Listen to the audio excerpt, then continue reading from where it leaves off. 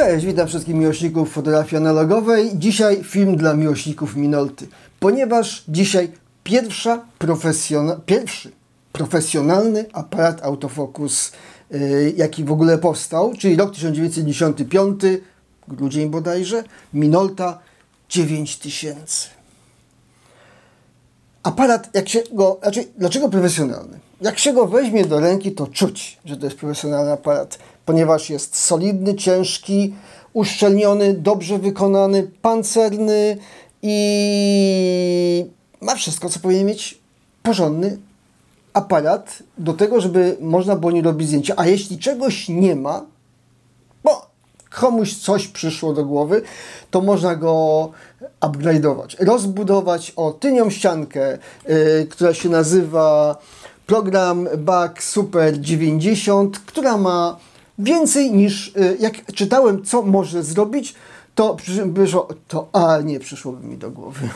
Także ma więcej niż ja mogę sobie wymyślić, nie wiem jak ty, ale ma wszystko po prostu. Znaczy jakieś tam interwały, jakieś zmiany krzywych programów, możliwość kopiowania danych z zrobionych zdjęć później już do komputera.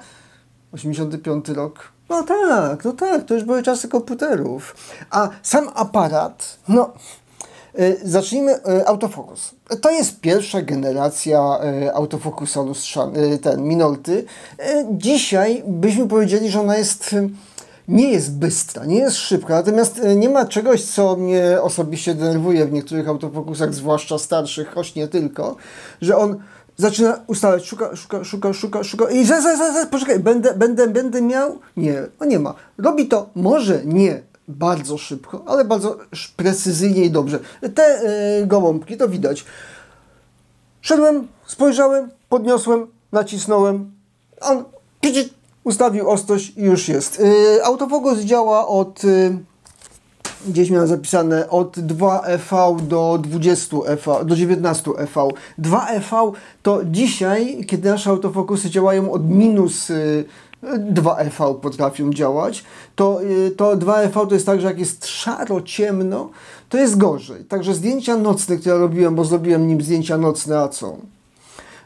Robiłem już na manualnym ustawieniu ostrości po to, żeby on nie szukał, nie męczył się. Zdjęcia nocne nie jest problem, ponieważ migawka oczywiście elektroniczna, jest metalowa migawka sterowana elektronicznie od 30 sekund do 1/4000 części sekundy, a że profesjonalny aparat, to z czasem synchronizacji 1/250 część sekundy. Do niego były dwie lampy wtedy wypuszczone, AF2000, AF4000, które mogły w ten sposób synchronizować, czyli można było dobłyskiwać do światła zastanego przy 1/250 części sekundy, co jest, jeśli używa się światła do błysku, do światła zastanego, to jest to naprawdę rewelacja. I dopóki nie zacząłem używać takich błysków, to nie doceniałem tej synchronizacji, czas synchronizacji, co mi to daje. Jeśli używasz, to daje dużo. A ten aparat dawał dużo, duże możliwości. Ale to krótka specyfikacja jeszcze. Nie, to już powiedziałem, co trzeba, czyli najważniejsze, czyli migawka. Nie, migawka nie jest najważniejsza. Aparat od razu, dlaczego profesjonalny? Bo też ktoś powie, że momencik, ale F3AF był wcześniej. Tak, ale tam to był tylko adoptowany aparat do tego, żeby robić autofokus. A to jest prawdziwy, skonstruowany autofokus od początku i ten autofokus działa inaczej niż w tamtym. Cześć Zorka. Wszystkie 4 podstawowe programy, czyli program, priorytet czasu. Cześć Zoreczka, przywitaj się ładnie, pomachaj łapkami. Cześć. I nie zrzucaj mi mikrofonu jak ostatnio. Czyli priorytet czasu, priorytet przysłony, wszystko mamy umieszczone na takim fajnym pierścieniu. Jak pierwszy raz ten pierścień zobaczyłem, to stwierdziłem ciekawe, ale jak zacząłem go używać, to stwierdziłem, że to jest wygodne. Później Pentax w swoim też profesjonalnym modelu użył podobnego pierścienia dookoła wyświetlacza. całe programy sterowane, tu mamy wyświetlacz elektroniczny, w środku mamy drugi wyświetlacz elektroniczny, wszystko widzimy, czyli jaki mamy program, zwłaszcza na tym wewnętrznym, bo on jest ważniejszy, widzimy czas, widzimy przysłonę, to normalne, no jak w profesjonalnym aparacie mogło być inaczej. Mamy dwa joysticki, dwa suwaki do tego, żeby je zmieniać. To jeszcze jest przed rokiem 80, to jest jeszcze przed 98 rokiem, kiedy pokazany został Canon T90. Jeszcze nie był nawet opracowywany, jeszcze nie opracowano tego pokrętła, które dzisiaj jest znane z wszystkich aparatów, jeszcze go po prostu nie wymyślono i Minolta wymyśliła, że dwa takie suwaczki, tu mamy, czyli przełączniki, pach, jeden tu, drugi tu, które ja osobiście jak wziąłem go do ręki, tą Minoltę 9000, od razu moje palce trafiły we właściwe miejsca, ponieważ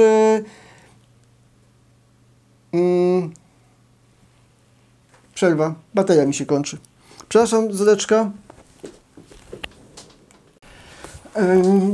Przerwa techniczna, bateria po prostu mi się skończyła w aparacie, który nagrywa, nie w Minolta 9000. Minolta 9000 akurat od razu przy okazji zasilania działa na dwa zwykłe paluszki. Znaczy ja go używam akurat na akumulatorkach, co jest, powiedziałbym, wygodne. O czym mówiliśmy? O programach i joystickach. Ja mówiłem o tym, że używałem wcześniej Minoltę 5000, która ma identyczne rozstawienie tych joysticków do sterowania, tylko w tej chodzą one o dwie klasy lepiej. One chodzą delikatnie. Tam trzeba tak ruszyć tym. No, jakaś różnica między amatorskim aparatem, tym podstawowym, a profesjonalnym musi być. Tu chodzą idealnie. Wyjąłem baterię i włożyłem, to przy okazji od razu świeci się czułość. Aparat posiada czytnik kodu DX, ale w każdej chwili, tu jest taki mały guziczek ISO, mogę sobie tą czułość zmienić. Jeśli nie zmienię albo włożę kasetę bez kodu DX, on ustawi ją automatycznie na ISO 100. Natomiast ja mogę w tej chwili, kliknąłem, że zatwierdziłem, natomiast w każdej chwili mogę nacisnąć i za pomocą właśnie tego suwaczka zmienić to na jakąś inną czułość. On ma bardzo szeroki zakres, 64 000 mi się zdawało, czytałem, 64 000 w górę, to naprawdę profesjonalny zakres, a w dół jest w ogóle koniec 6 ISO. Także to jest to, wrócę mu na 100, to jest to profesjonalne w aparacie. Możemy włożyć mu każdy wymyślony negatyw, a nawet takiego, którego jeszcze nikt nie wymyślił, a nawet najwyższą czułość, jak weźmiemy, możemy jeszcze podbić czułość, bo ustawimy sobie wyższą niż jest. Mówiłem o 3 programach. Program, czasu, przysłony i manual. W wszystkich z nich wyświetlana jest informacja, jaki jest użyty w środku, jaki jest użyty program. Mamy naprawdę bardzo wygodny podgląd tych danych. Znaczy, tak jak powinien być. Taki, że biorąc go do ręki, możemy się pomylić, że używamy jakiś współczesny cyfrowy aparat. Do tego mamy 2 tryby pomiaru światła. Centralnie ważony, klasyczny centralnie ważony pomiar światła, którego ja używałem między innymi na przykład przy tych gołębiach, ale mamy też pomiar punktowy, który mierzy światło z samego środka, tylko że pomiar punktowy tu jest jeszcze tak... Nie, zanim dojdę do pomiaru punktowego. Do tego pomiarów światła mamy po pierwsze korekcję ekspozycji, którą mogę wcisnąć i za pomocą suwaczka w środku widzę, ile koryguję oczywiście. W środku mam informację o tym, że mam wprowadzoną korekcję cały czas, nie pomylę się, nie zapomnę, że zrobię zdjęcie i mam skorygowane o ileś. Widzę to. Plus minus 4EV. No to nie jedna cyfrówka może w tym momencie złapać rumieńce, bo powie, ojejku, a ja mam tylko 3. On ma 4EV korekcję ekspozycji, ale korekcja ekspozycji jest wygodna, natomiast ja wolę osobiście blokadę ekspozycji. Ma blokadę ekspozycji, guziczek pod kciukiem w tym miejscu, gdzie powinien być. Naciskam spust, naciskam blokadę ekspozycji, przekadrowuję do tego, co chcę, czyli omijam jasno, omijam ciemne i robię zdjęcie tak, jak chcę, ale prawdę mówiąc, z tym aparatem nie muszę robić takich rzeczy, ponieważ on ma pomiar punktowy. Ale pomiar punktowy, oprócz tego punktowego zwykłego, jest jeszcze pomiar punktowy HIS, czyli na high na światła i shadow na cienie. To pokażę zdjęcie na przykład tego z prawej strony zdjęcie nad wodą, gdzie miałem bardzo dużo nieba. Tak popatrzyłem, mówię, o, tutaj będzie na pewno dobrze wypróbować ten pomiar punktowy na światła. Przełączyłem go na pomiar punktowy na światła, ustawiłem tam, gdzie chciałem, czyli w tym wypadku to mniej więcej tak prawie po środku, tu gdzie są szczebelki od tego wieżyczki dla ratownika. Następnie, żeby go uruchomić, należy nacisnąć blokadę ekspozycji, bo bez niego to będzie zwykły pomiar punktowy i nic nam to nie da. Natomiast naciskam pomiar punktowy i widać od razu, jak się światło, jak czas i przysłona się zmieniają. Naciskam pomiar punktowy, robię zdjęcie i co? Idealnie, w punkt naświetlone. No to poszedłem dalej do zamku, mówię, o, tam są takie podcienie, gdzie jest ciemno. Zobaczymy, jak sobie poradzi z tym pomiarem punktowym, ale przełączonym na cienie. Tu jest tak samo, tylko tam zaznaczę kolorem, gdzie wybrałem punkt ostrości, znaczy punkt pomiaru światła i punkt ostrości chyba też tam wybierałem. Punkt pomiaru światła wybrałem na takie dosyć ciemne miejsce, ale nie najczarniejsze. Nie, no bo jakbym wybrał na najczarniejsze, to by przepalił całość. Takie średnio ciemne, które uważałem, że jest ważne.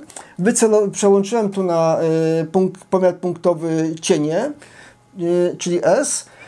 Wcisnąłem oczywiście blokadę ekspozycji, od razu zobaczyłem na wskaźnikach, że wszystko działa prawidłowo i zrobiłem zdjęcie i jest prawidłowo naświetlone. Przyjemność pracy z tym, to jest prosty system, ale bardzo skuteczny. Bardzo prosty i przede wszystkim bardzo szybki. Ja, mając w nim wprawę, jestem w stanie przełączyć się pomiędzy tymi trybami, nie opuszczając wzroku. Mam teraz centralnie ważony, teraz mam ostatni, czyli cienie, tu cofnąłem o jeden, mam shadow, a tu mam tu mam high, czyli światła, a tutaj mam zwykłe punktowe, ale jestem w stanie z centralnie ważonego, bez opuszczania aparatu i bez przyglądania się na to, przełączyć się na cienie lub światła, nacisnąć, sprawdzić, zrobić zdjęcie błyskawicznie. To, co jest no naprawdę... Obsługa jest idealna. Co jeszcze mamy? Powiedziałem, nie mówiłem o autofokusie jeszcze do końca. Autofokus w nim jest, oczywiście mogę przełączyć się na manual, mogę zostawić na autofokus. Autofokus, jeśli lekko położę palec na spuście, to od razu się uruchamia. I robi się autofokusem śledzącym. Cały czas, jeśli ja przechodzę, to on cały czas szuka. Ale jeśli trochę nacisnę, tak powiedzmy do połowy, spust, to autofokus się w tym momencie przełącza na autofokus punktowy, ustawia ostrość i już ją blokuje. I ja w tym momencie mogę sobie ją na przykład przekadrować, czyli zrobić tu ostrość, przekadrować w to miejsce. Nie ma problemu, ale jak potrzebuję śledzący, to mi cały czas śledzi, naciskam zdjęcie w momencie, w którym on to złapał ten punkt ostrości. Pod tym względem aparat jest, jak dla reportera na przykład, to jest rewelacja. Rewelacja. Do tego, no... Oczywiście na tamte czasy nie było nic lepszego. Nie było bardziej profesjonalnego aparatu autofokus przed Minoltą 9000. Do tego ja mam wyłączone dźwięki, natomiast jeśli go włączę, to on będzie mnie informował o tym, że ustawił, jak mu włączę autofokus. Bo jak nie włączę, to nie włączę. No. O, słychać jak ustawia. Zresztą słychać jak cały czas chodzi, ale mam tylko... O, podniosłem palec, nie chodzi. Położyłem palec, chodzi. Myślę, że to słychać. Nacisnę trochę bardziej i przestanie. Jak ustawię ostrość, to przestanie chodzić. I teraz mogę się kręcić i przestanie chodzić. Rozwiązanie bardzo sympatyczne. Co tu jeszcze mamy? Obok spustu mamy podgląd głębi ostrości. Prawdę mówiąc, to jak robiłem te zdjęcia, to ja go nie używałem, ponieważ on chodził jak mu się żywnie podobało. I jak wróciłem, teraz przygotowałem się do filmu, mówię, poczytam, zobaczę, co inni mówią na temat tego podglądu głębi ostrości. I oni mówią, że to jest pomysł do niczego. On nie działa tak, jak powinien być, jest losowy i w ogóle. I wiem teraz, że po prostu oni nie przeczytali instrukcji obsługi aparatu. Znaczy, uczciwie, ja też nie przeczytałem, ale znalazłem taką stronę www.9000.org. na której oni opisali dokładnie ten aparat. Tam nie ma niczego innego, tylko Minolta 9000. Łącznie z instrukcją obsługi. Instrukcja obsługi jest zrobiona w HTML-u, w związku z tym się idealnie tłumaczy, także jeśli chcesz instrukcję obsługi, a używasz języka chińskiego, to też Ci się ładnie przetłumaczy na każdy język instrukcja obsługi, tylko prawdę mówiąc, jeśli przeczytasz ich stronę, to nie ma po co czytać instrukcji obsługi. I ja przeczytałem ich stronę i stwierdziłem, że teraz już rozumiem, jak działa podgląd głębi ostrości. Po pierwsze, podgląd głębi ostrości działa wyłącznie, jeśli jest naciągnięta migawka. I bez naciągniętej migawki podgląd nie działa. Widocznie coś tam jeszcze się naciąga. Lekko przyciskamy spust, leciutko. Migawka przeskoczyła, pokazała, jak wygląda. Nie mogę zmienić ją. Jeśli jestem na przykład w priorytecie przysłony, ja bym w tej chwili chciał zmienić przysłonę na inną, nie ma takiej opcji. Muszę ją docisnąć do końca, czyli zwolnić. Ja się włączę w ogóle w priorytet przysłony. Teraz mogę tą przysłonę zmienić na inną. Leciuteńko mogę sobie zmienić. A propos przysłon, on może używać obiektywów od 1.0, przysłoną 1.0 do przysłony f64. Tak wyczytałem w specyfikacji na stronie www.9000.org. Dla fanów tej Minolty to musi to przeczytać, ale tą stronę obejrzeć. W związku z tym przełączasz z powrotem, lekko naciskasz spust, on robi podgląd głębi ostrości. Nie można na tym zrobić zdjęcia, ponieważ pomiar światła jest zafałszowany przez przymkniętą przysłonę. Trzeba ją otworzyć do końca, ale w momencie, kiedy oni napisali przy naciągniętej migawce, to okazało się, że ten podgląd głębi ostrości działa bardzo dobrze. Tylko trzeba czytać instrukcję obsługi. Nie, można przeczytać www.9000.org.pl. Bez PL. Ona jest po angielsku. Co jeszcze mamy? Wyłączę to pipanie, bo widać, słychać było, że się włączyło. Obok tutaj przycisku mamy wielokrotną ekspozycję. Jeśli mam naciągnięte, zrobię zdjęcie. Teraz chcę naciągnąć samą migawkę. Muszę przytrzymać jedną ręką ten guziczek od wielokrotnej ekspozycji, naciągnąć i teraz nie zmienia się licznik. To jest fajne, czyli mamy to samo zdjęcie i robię zdjęcie. I mogę to powtarzać w nieskończoność. Praktycznie w nieskończoność. Dopóki mi się nie znudzi, to ja mogę sobie, nie wiem, może przełączmy to na manual, to nie będzie musiał mierzyć światła. Tak to wychodzą różne. Nieskończoność. Jeśli masz przypięty silnik, bo do niego można było zapiąć silnik do przewijania, bo aparat, jak było widać, trzeba ręcznie przewinąć film. Jest to jedyna lustrzanka autofokus z ręcznym przewijaniem filmu. Jest to jedyna lustrzanka profesjonalna autofokus z ręcznym przewijaniem filmu też. Natomiast jeśli przypiemy mu silnik, który się nazywa MD90, musiałem sprawdzić, to możemy uzyskać nawet 5 klatek na sekundę i robić zdjęcia. Jeśli nie, przy czym dla mnie osobiście to, że trzeba ręcznie, jest wadą. Ponieważ on jest ma tyle elektroniki, tak się go obsługuje przyjemnie, że ja nagminnie zapominam naciągnąć filmu. Nagminnie podchodziłem, robiłem... A co się stało, że nie chcę zrobić... Aha, filmu nie naciągnąłem. Dobrze. Przy czym jeśli nabierzesz wprawy, to on jest tak zrobiony, że kciuk wchodzi pod dźwignię. I nie trzeba łapać za samą dźwignię, wystarczy tylko tu włożyć i to wszystko się da przewinąć w naprawdę bardzo szybki sposób. Przy okazji przewijania, zwijanie powrotne filmu też jest ręczne. Tu jest taka dźwigienka, która służy do przełączania trybów pomiaru światła, ale jak się taki guziczek z boku przekręci, to można ją wyjąć i robi się najciekawszy sposób zwijania, jaki spojrzałem, czyli taka korbka, którą możesz w kilka sekund po cichu zwinąć film. Dużo osób broniło tego naciągu ręcznego, mówiąc, że naciągi silnikowe są strasznie głośne. A tutaj naciągniesz sobie ręcznie, zrobisz zdjęcie, On klapie. To nie jest tak, że to jest bardzo cichy aparat. I możesz nie przewijać filmu do następnej klatki, tylko się odwrócić i cichutko tam gdzieś przewinąć powolutku i zrobić następne zdjęcie i w cichym miejscu robić zdjęcia. Aczkolwiek jeśli ktoś zamierza robić zdjęcia w cichym miejscu, powinien wziąć bez lusterkowca, czyli jakiś dalmierz, bo wtedy on nie klapie lustrem i robi to jeszcze ciszej. Czyli wszystko już powiedziałem, prawie. Korekcja ekspozycji, korekcja dioptrii do wzroku jak najbardziej. Możliwość zamknięcia wizjera, żeby przy długich czasach nie zaświetlał. Wymienne płytki, to mówiłem, ale nie tylko tamta program Porambek Super 90, tam jeszcze były inne tylnie płytki do wymiany, silniki, które możesz podpiąć i coś jeszcze. Tu jest jeszcze wyjście na zewnętrzne gniazdo. Wszystko, co możesz chcieć, w tym aparacie znajdziesz.